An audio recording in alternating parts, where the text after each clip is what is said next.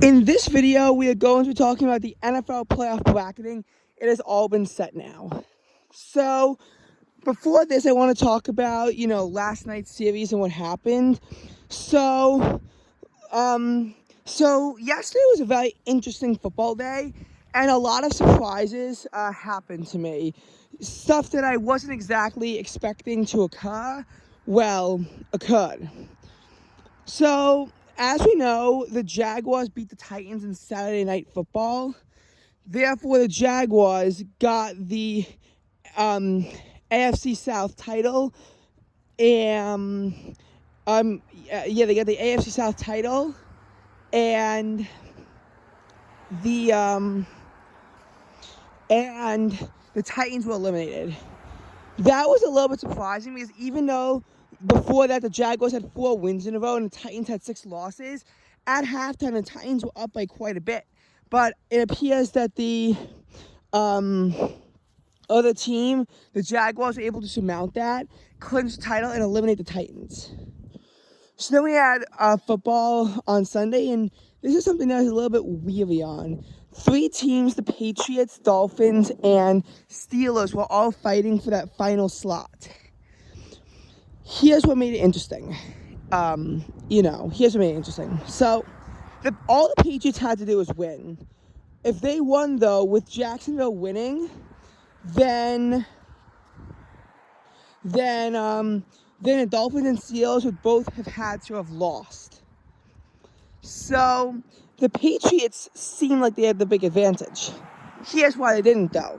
Because they were going up against the Buffalo Bills. The Buffalo Bills were the ones who clinched the AFC East title. It was them, the Bills, the ones where Damar Hamlin was tragically nearly killed. And the Patriots pretty much just let the Bills get an immediate first touchdown as a sign of respect. Not that it really mattered because the margin of victory was 35-23 in favor of the Bills. When the Patriots lost and the Steelers won, Steelers fans were celebrating. Their chances of being in the playoffs were still there.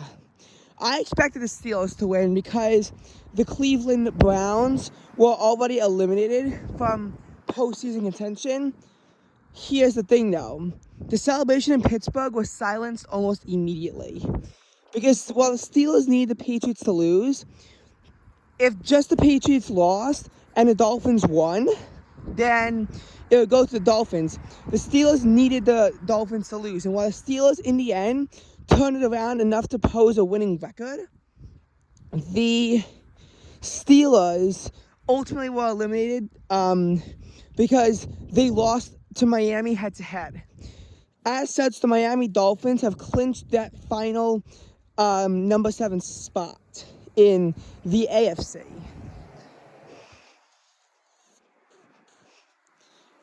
And as far as the NFC goes, and by the way, I was expecting the Dolphins to win the whole time because the Jets were already eliminated from postseason contention, and even though they went 6-3 before the bye, after that they went 1-7. Anyway, so as far as the the NFC went, so we had a lot of games that mattered as far as seeding went. Specifically, the 49ers, the Eagles, and the Cowboys were all trying to get the bye, and the Eagles and the Cowboys in particular were attempting to get their NFC East title, which had not been settled yet. The Eagles was something that I was a little bit iffy on. On the one hand, they were playing the Giants. The Giants are a worse team than the Eagles, and fundamentally, the Giants were clinched at number 6. Couldn't go up, couldn't go down. So they probably weren't trying too hard.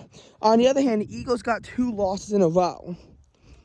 If the Eagles won, not only would they get the NFC East title, but they would get the bye, and they won. Cowboys actually embarrassingly lost to the Washington Commanders, who were surprisingly eliminated from postseason contention last week, even though I thought that they were going to make it to another week because of the way that the wins and losses played out.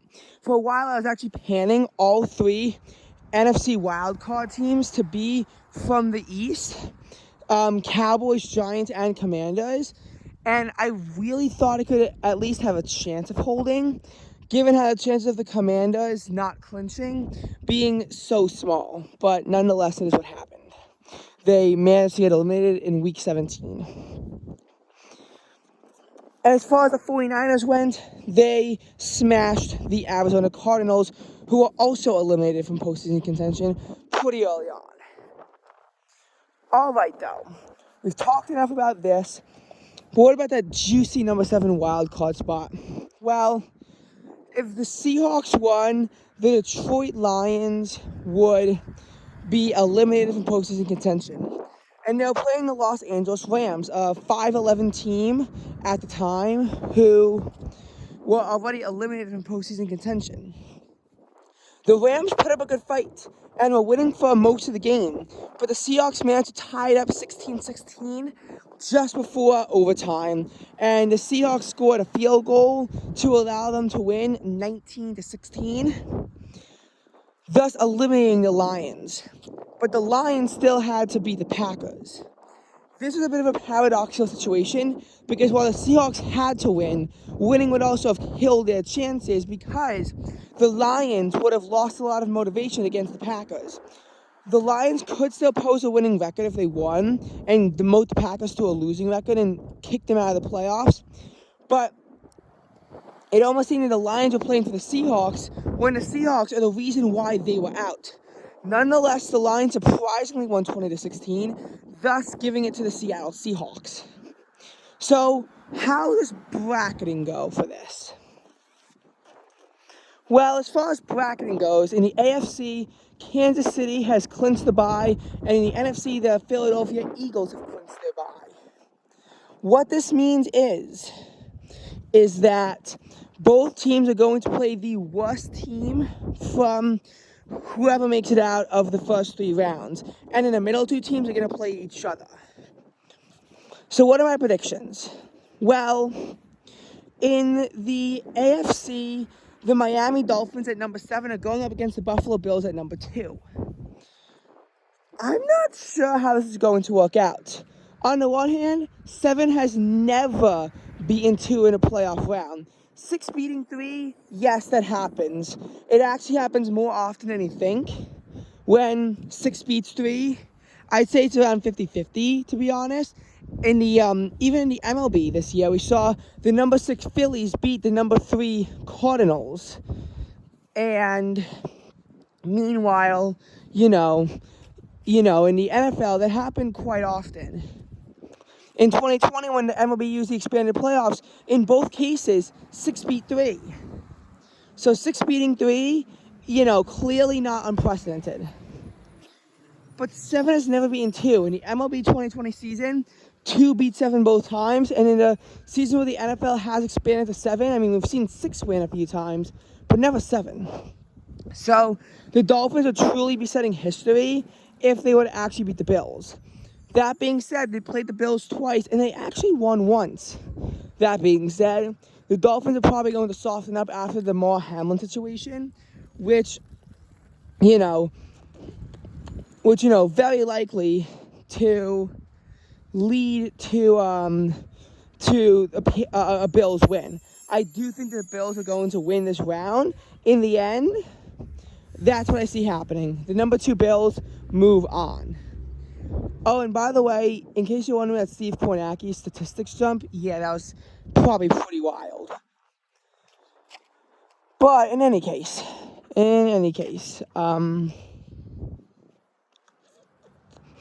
as far as in the AFC 6 vs. 3, that is the Ravens versus the Bengals. They just played last week, and the Bengals won. Now, the Damar Hamlin situation affected 4 teams: the Bengals, Ravens, Bills, Chiefs. Bills and Bengals, I think, is quite obvious, but the Kansas City Chiefs, it'll be a lot easier for them to clinch their bye, whereas the Baltimore Ravens were now automatically out. So that game could have been held at the Ravens Stadium had the Ravens and Chargers both won, but because the Ravens lost, that's not what happened. Also, in case you're wondering why the Ravens aren't 5, because they beat the Chargers 34-6 when they played.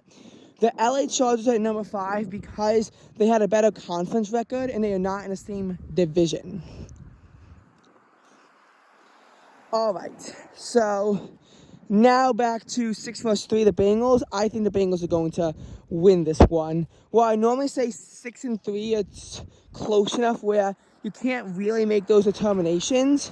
On the other hand, if the Bengals beat them last week, I don't exactly foresee them losing. And while the Ravens might have a little bit more energy on their side, it wasn't all over for the Ravens last week because they are fighting for the number 5 playoff berth, which is an easier time to win than number 6.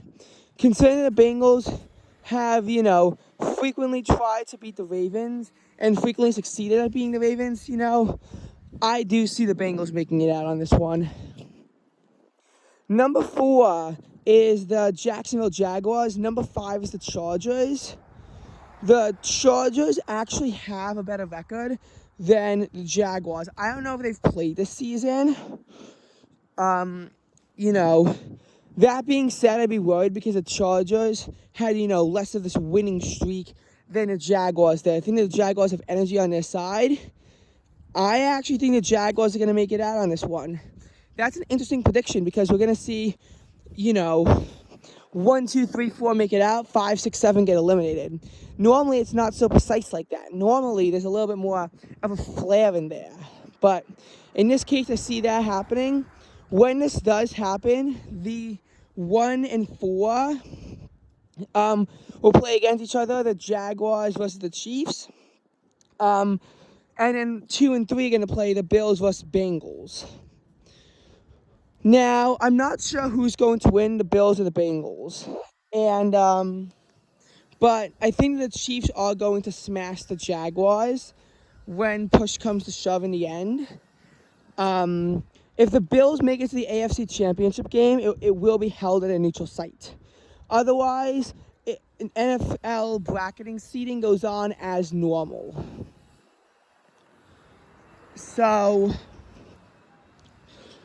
So again, I'm not sure.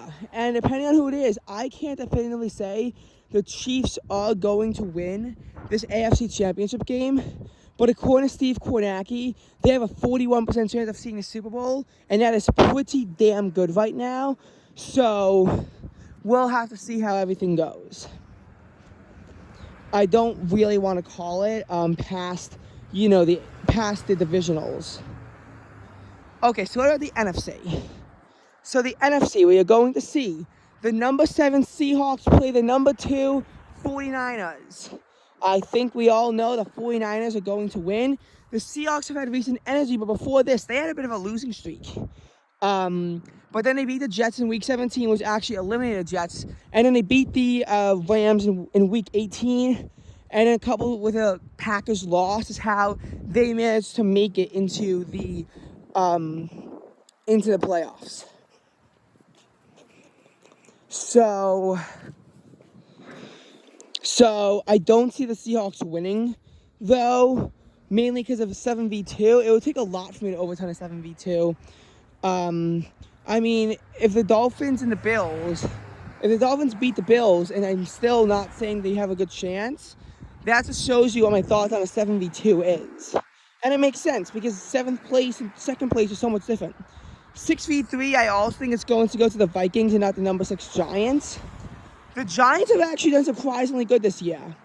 The Giants and Mets are largely seen as synonymous. And while you can't make this Yankees-Jets comparison, you can make this Mets-Giants comparison. The Mets and Giants both made it to the playoffs for their respective sports for the first time in 6 years since the 2016 season. But the Mets blew it at the end, and the Giants also kind of fumbled at the end. The Mets were the number 4 spot as a result, not the number 2 spot. They had to play the wild card against the number 5 Padres, and they lost.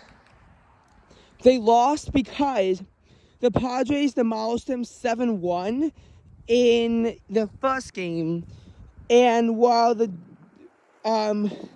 Mets counteracted out a 7-3 win in the second game, they were shut out 6-0 in the third game, thus eliminating the Mets and propelling the Padres. The Padres made it to the NLCS before losing to the Phillies. So, as far as the Giants go, they're not even at their home field. They're gonna be playing in Minnesota.